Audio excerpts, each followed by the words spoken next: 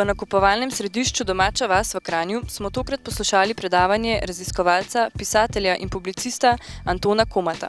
Govora je bilo o trajnostni lokalni samooskrbi, predavanje pa je potekalo v okviru projekta Zero Trade. Projekt Zero Trade izvajamo v 4 partnerskih regijah po Evropi in sicer gre za to, da skušamo trgovce in tudi potrošnike osveščati o možnostih zmanjševanja emisij CO2 pri potrošnji. Komat je na predavanju opisal trenutno stanje v gospodarstvu, poudaril največje probleme družbe in podal rešitve zanje. Skratka, dejstvo je, da je globalni prehranski sistem pred razpadom, samo še datum ni znan.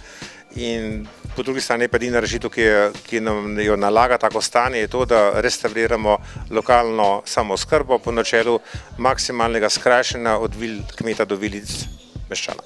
Na področju trajnostne lokalne samooskrbe je Komat zelo aktiven. V Mariboru skozi EPK, Urbane Brazde, je ta mala skupinica aktivistov, mi smo dokazali, da je samooskrba možna v Sloveniji. Torej, skupaj z ljudmi smo postavili en sistem, ki funkcionira brez nas, tudi so samoorganizirani, ustanovili so novo zadrugo, ki obsega celotno, bi rekel, vse dejavnosti od vil, kot sem rekel, od vil kmeta do vilic meščana.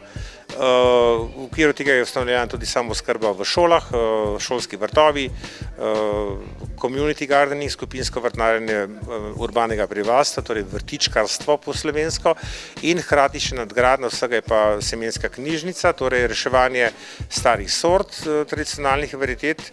No, ima zelo lepo ime, moram poudariti, varuhi semen, in apeliram, da se včlanite vajno. Slovenski partner projekta Zero Trade je Fakulteta za organizacijske vede, ostali partnerji pa prihajajo še iz Italije, Danske in Španije.